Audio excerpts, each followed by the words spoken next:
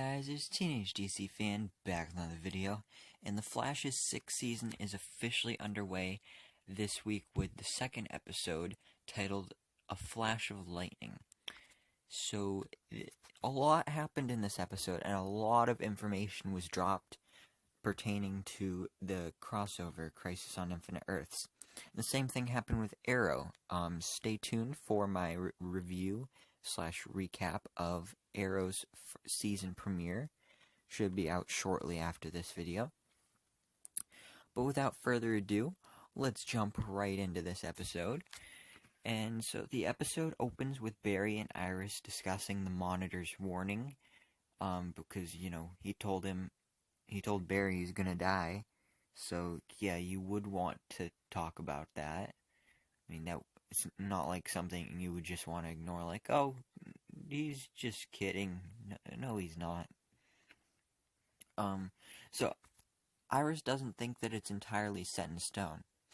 She thinks that there's a way that they can change it. So, Barry decides that he's going to try to see the crisis for himself, and he travels forward to the day after he's supposed to die, which is December 11th, 2019. And he attempts to run, but is hit with antimatter, which injures his leg. And Gideon suggests that he visit Jay Garrick, because Jay Garrick is an expert in antimatter. So Barry travels to Earth 3, where Jay reveals that he's been tracking readings of antimatter all across the multiverse, and that he might have technology that Barry can use to bypass it. And then he also introduces Barry to his wife, Joan, who is a doppelganger of Barry's mother. And if you haven't watched The Flash before, or you have no idea what I'm talking about, Barry's mother died when he was a child. So he's probably getting very emotional right now because he's seeing his dead mother, except it's not his mother. But anyway, they hook Barry up to the technology, and he's able to see thousands of potential timelines for the coming crisis. And this reminds me of, like, what Doctor Strange did in Infinity War. Like, seeing the billions of possibilities of outcomes. But all of these potential timelines that Barry's seeing involve Team Flash dying in some way. Except for when Barry dies, then they all live and everybody is saved. So then Barry passes out, waking up later to find that his nervous system has been temporarily injured. So Barry remembers all of the potential futures that he saw and realizes that the Monitor was right. So Barry asks to be near Iris, and Jay and Joan deliver him back to Earth 1. And Iris suggests that they find a way to remove the antimatter from Earth 1, but Barry says he knows he has to die. So Joe visits Barry, who tells him about the coming crisis. And Joe tells him that dying won't mean that he's giving up. It will mean that he protected those around him. And then later, Jay and Joan say their goodbyes to Barry and Iris before leaving back to Earth 3. Barry and Iris, he reveals to her that he's accepted the fact that he's going to die in crisis, and that they need to prepare the team for what's next. So, yeah. And then some other things that happen in the episode. Cisco injects Killer Frost with some of Ray Palmer's nanites, which allow her to pass for a normal human. And I mentioned this in my last video, how Caitlyn's letting Killer Frost be in control of the body outside of just doing fights. So now she's going to try and be a normal person. But of course she has some weird freaky eyes, so they had to fix that, so Cisco injected her with those. And so Ralph and Cisco take her to an art show, which she initially finds overrated. Like, she even criticizes all of it, like, this isn't art, this is trash. And it actually literally was trash. Like, one of them was, like, used tissues. Sure, you can look at that as art. I mean, technically it is art, because art can kind of be anything. But it is still trash. I mean, used tissues. But then later in the episode, Cisco, um, he he he finds Caitlin, because apparently she was supposed to be watching Chester's vitals, but she wasn't. But then he finds out that she's trying to express herself, with drawing. So then she then buys several pieces of art and hangs them in Star Labs. And then Cisco says that he has one last piece of art to finish it off.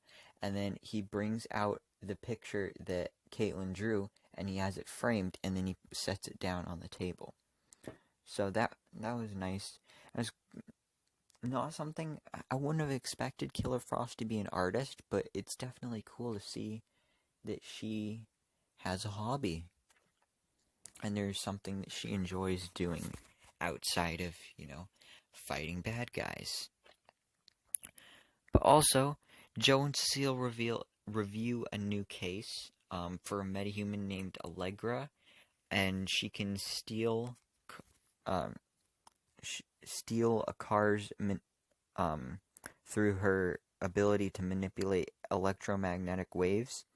So Cecile prosecutes Allegra for the murder of a man, but then she reads her mind and decides to give her a lighter sentence. But then Cecile believes that Allegra is innocent and asks Ralph, Iris, and Camilla, which is Cisco's girlfriend, to help find evidence. So Iris, Ralph, and Joe visit Allegra, but then she ends up shooting Ralph with her powers and burns him with ultraviolet radiation. Now, when they went to see her, they were actually going to see the eyewitness that he was the one that said that he saw Allegra there at the crime scene. But when they arrive, the eyewitness is dead, and then Allegra is just standing above his body. So there's even more evidence to point out that Allegra did it. But then Joe interrogates Allegra after they capture her, and then she reveals that she's trying to start her life over as a reporter. And she later tells Cecile how trapped she feels by her powers. And then Cecile reveals to her that she's a metahuman as well, and Allegra reveals that her cousin, Esperanza, I think that's how you say it, but probably not, seemingly died during the Star Labs explosion. So, during the explosion, Allegra got, shot back into the wall, but she was still alive, but now she had powers, and then Esperanza was just dead on the floor. But then we find out that Allegra thinks that Esperanza might still be alive, and she might be the one committing these crimes because the eyewitness said the way that he identified that Allegra was there was because of a tattoo on her neck. But Allegra and Esperanza have the matching tattoos, so it's probably her. And then Ralph ends up finding her file and discovers that she was taken by a secret organization after the explosion. But then Esperanza suddenly attacks the CCPD station in an attempt to find Allegra. But then Barry arrives despite, still recovering from his injuries because he's, almost dead, but not really. And he ends up fighting her. But then later Cecile tells Joe that she's going to become a metahuman defense attorney.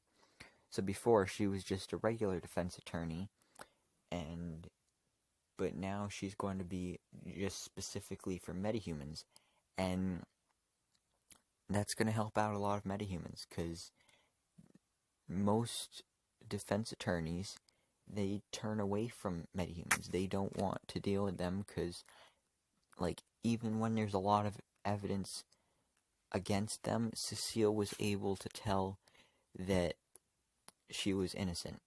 And then her first thing that she wanted to do as the metahuman defense attorney is she wanted to help out Allegra, so she got her a job as an intern at the Central City Citizen working for Iris. So now she's working for Iris as an intern. And then also, with Ramsey Rosso, I think it's Rosso, our main villain of the season. He meets with another dark matter dealer, and ends up he gives the guy $500, and then the guy is like, "No, price has changed. Now it's 5,000." So then the guy starts beating up Ramsey because you won't pay him.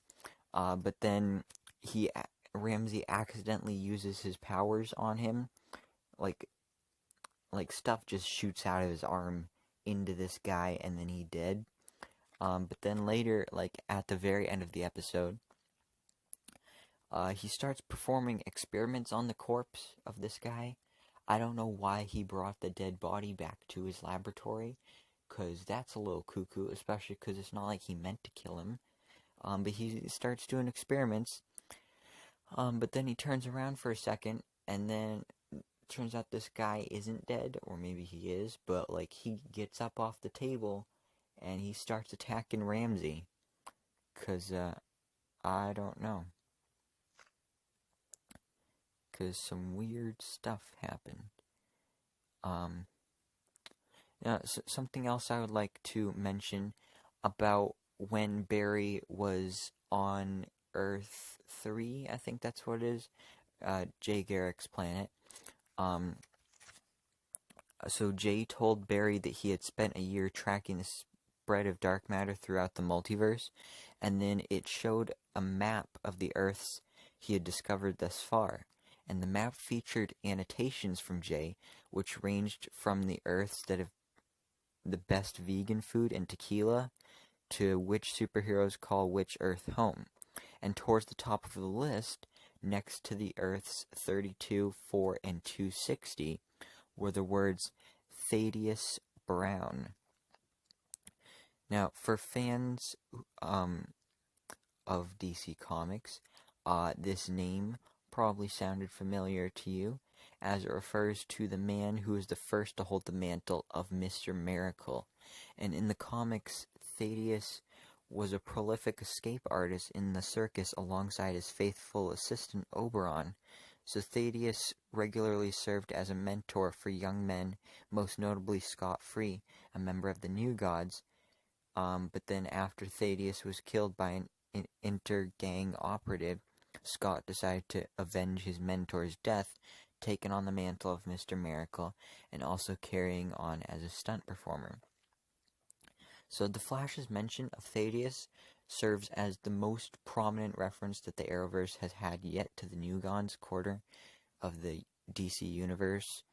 And while there's certainly no indication that this means Thaddeus or anyone tied to the New Gods could make their way into the Arrowverse, it still serves as a pretty intriguing name drop either way. But I definitely don't think the New Gods are showing up anytime soon, especially because apparently we're getting a New Gods movie.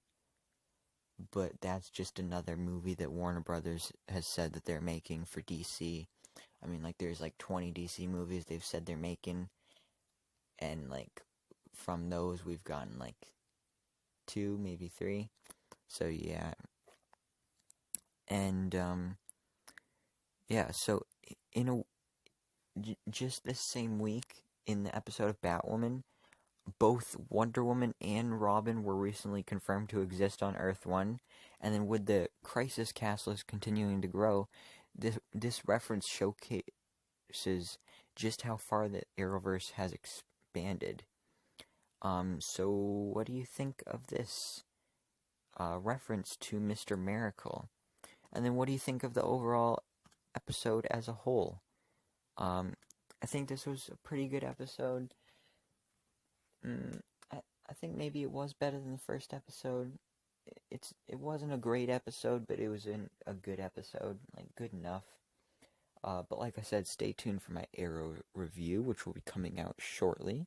But that's it for this video. Thank you so much for watching. Please remember to like, comment, and subscribe. And hope to see you in the next video so I can bestow all my DC knowledge upon you.